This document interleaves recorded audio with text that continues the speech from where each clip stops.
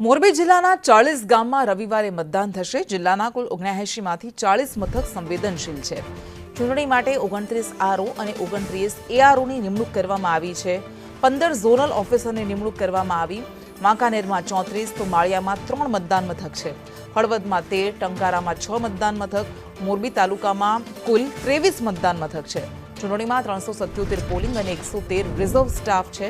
મોરબી જિલ્લામાં 40 ગામો કે જેમાં રવિવારે મતદાન કરવામાં આવશે અને તેને લઈને તંત્ર સજ્જ છે। 22 તારીખે રવિવારે હવે 40 જેટલી જગ્યાએ ચૂંટણી યોજાવાની છે। એમાં સામાન્ય અને મધ્ય સત્ર ચૂંટણી 27 ગામમાં થશે। સરપંચની પેટા ચૂંટણી 5 ગામમાં થશે।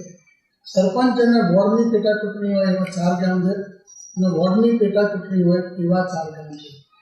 આ કુલ 40 ગામમાં 79 જેટલા મતદાન મથકોની સંખ્યા છે। આ 79 મતદાન મથકોમાં 40 જેટલા સંવેદનશીલ મતદાન મથકો છે।